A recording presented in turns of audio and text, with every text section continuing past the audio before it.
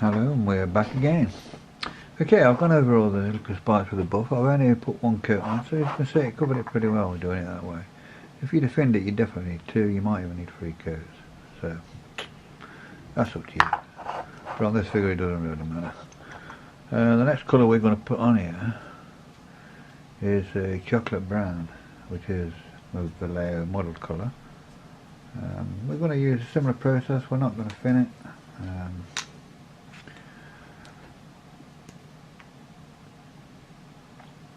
I'm just going to do some bits and then obviously I'll do the rest. I'll just show you on a couple of them what we're doing with this. But again, this is a model colour. Basically over this time we're just going from the bottom out. It doesn't matter if you made this bit spiky because we're going to put another colour on. In fact 2 more colours on actually. Too much paint. Just going to put this towards the base of it. We're going to go over this with another colour, so don't fret over this at all. It doesn't have to be anything spectacular, because we're going to repeat this on all of these. Obviously as you get to the smaller ones, you need less of the brown. The larger ones require a little bit more of the brown. You want to go right up to the flash, but don't come too far out towards the tip. You do need to leave so much of your original colour for this to be effective. So we're not being too neat, we're just bringing this colour out so far down as if you've got the darker growth, towards the flash of your creature or your animal. Don't put too much on, a little bit, as I say. You need to get a suggestion of it. On the really tiny ones you don't have to go mad. Again, it doesn't have to be neat. This isn't going to be a neat pattern that this will grow at in any case. Just bring it out. Give it some of your original colour behind.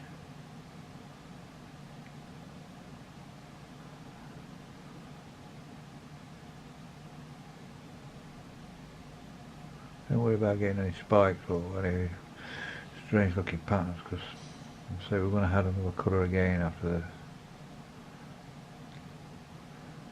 And we'll add a black near the top, very top.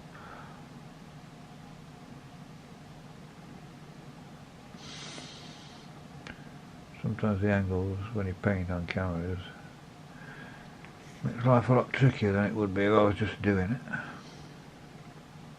Must admit, I find that a bit awkward at times.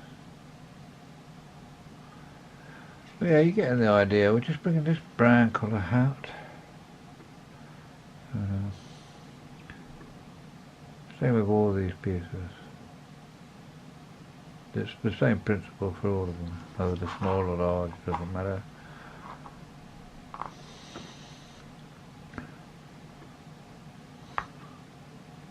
Could do with a better lighting system. It works perfectly well, this light, for painting and like the commission work I do.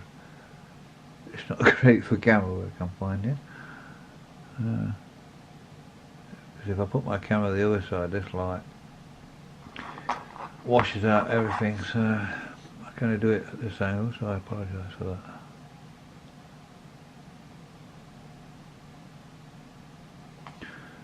And perhaps if it had some kind of a diffuser on it, would be better.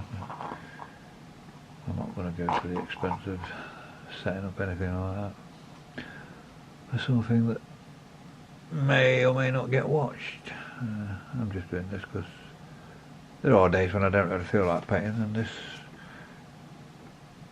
hopefully it helps you, and it helps me to do stuff like this, to get this done in between the commission work I have to do.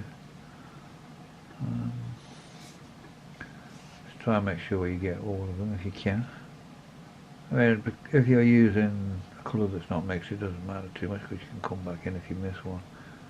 But obviously if you've mixed something specific, you need to make sure you hit them all now, or be prepared to do them all again.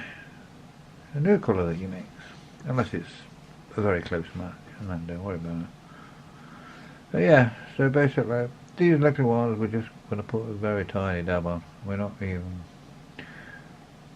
bothered too much about them. Again, I can't really get a good angle for the camera on these, sorry, it's just not possible.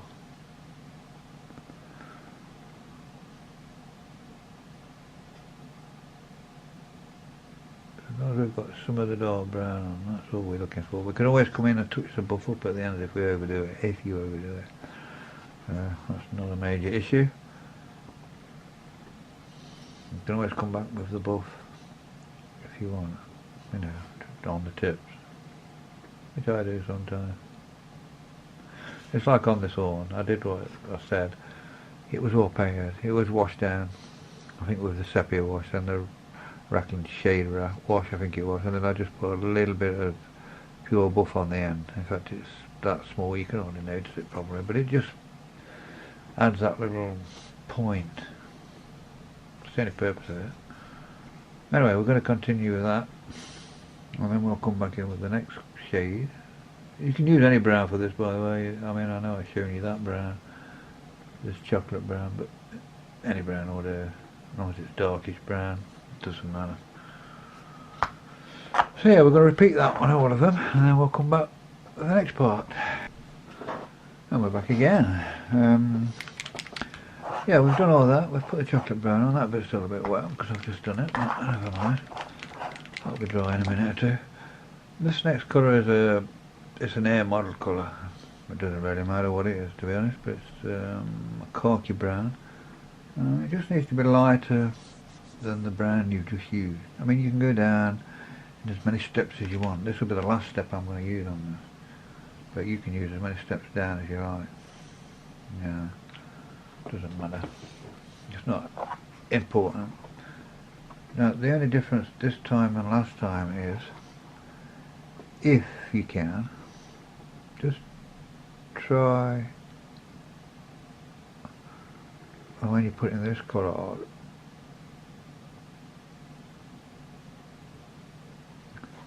if you go into the brown, this is a thin colour, you might want to use more layer colours. Just try and get some little, the odd little like spiky bit or uneven part as you go into the darker brown, and the same as you come into the beige, or in this case the buff. Yeah. So basically I'm trying to keep the light on it. You've got the buff colour onto the beige, which will be fine, and you can see I'm not trying to get a dead straight edge. I'm trying to get an uneven edge. It doesn't have to be dead spiky or anything like that if you can't achieve it. As long as it's sort of uneven in its appearance. I'll try on this big piece so I can get this to show up better.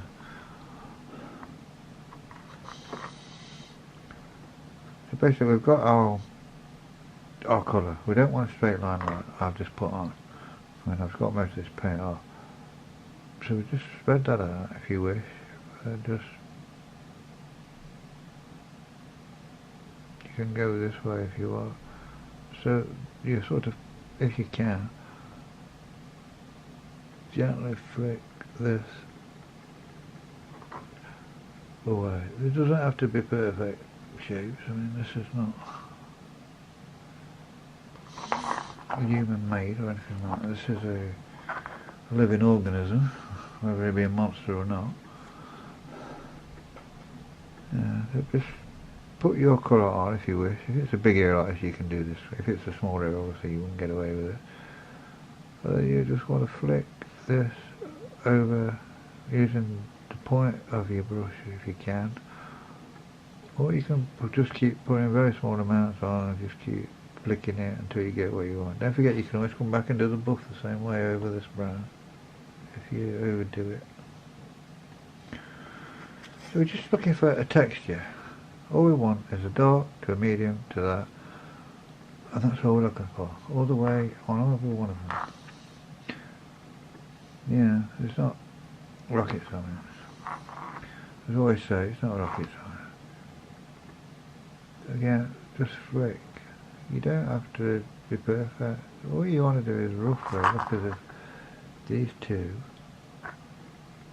are from the same thing. Again, we're not painting for a demon sword. We don't have to get perfect little spiky bits. That's going to take more time on a thinner brush than I'm using here. What we're trying to do is blend these down a bit so they look like they're together. A few more, a few more.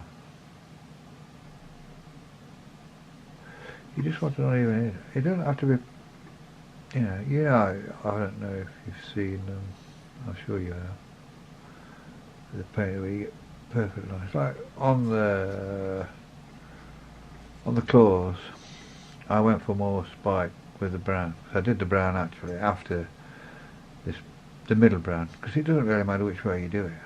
I mean, it might be easier for you to work from the buff to your medium brown and then do the darker brown and use that to get your spikes, because that might be easier for you to do it that way, because obviously this being an air colour is thin anyway, so it's not going to cover over the dark brown as well as if this was a model colour paint or a citadel paint. But that's alright, because it's thin, it will blend down the brown naturally, whereas if it was thicker it would wash it out. So it actually kills two birds with in one stone. And on the really tiny ones, don't even worry about that, just put that on and just randomly paint over both colours. No one's going to notice these, trust me. They're just not. You see what I mean? It just blends them then together. Because this is a model air paint, as I said, it's thinner and it naturally blends. You would get the same effect if you had a model colour paint and you thinned it down. You would just wash the two colours together. The dark colour would still show through a little bit. The middle colour would show through more, and you'd still have your buff as well. So yeah, that's all you've got to do on this. And if you're not happy with it, come back and repeat and rinse until you are. Because as I say, the model air colours are thin. They are very handy. The metallics for the model airs are very good as well. If you've never used them, I would highly recommend those. They're very good paints, the metallics. Very good indeed.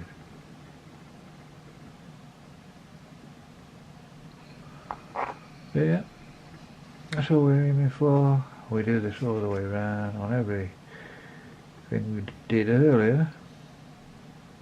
And again,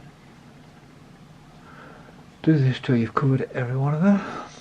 And then we'll come back for the last stage on, well, there's two stages, but we'll come back for the next stage in a moment. Thank you. Okay, the second to last stage. This you don't need to do. It's not necessarily required. Black, any black you wish to use. I'm using a matte black from Army Painter. You can use any black from however you like. I'm going to use a smaller brush as well. This is not necessarily required. You don't need loads of paint, but this, if you really want to, you can just go right to where this meets whatever it meets, and it will give you a bit of a defining hedge and help create the illusion of a shadow.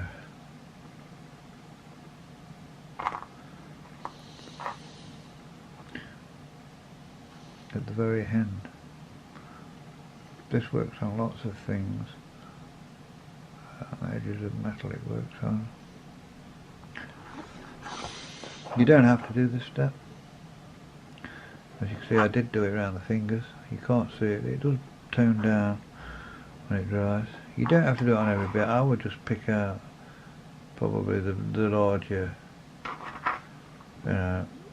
items, and I wouldn't worry too much about all the little fiddly ones, because especially the ones near the metal, because they're dark anyway, so they're not going to matter much. But the ones where they're near a skin texture or a lighter texture, I would do those. You see, you probably can't even pick this up on camera. But I would just do the larger, more obvious,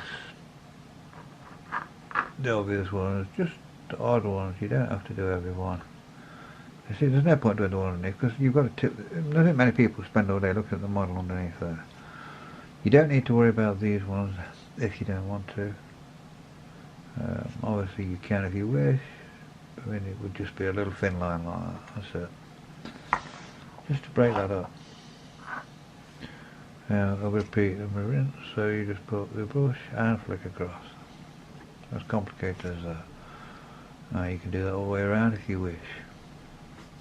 I would do it on, like I say, the obvious big pieces.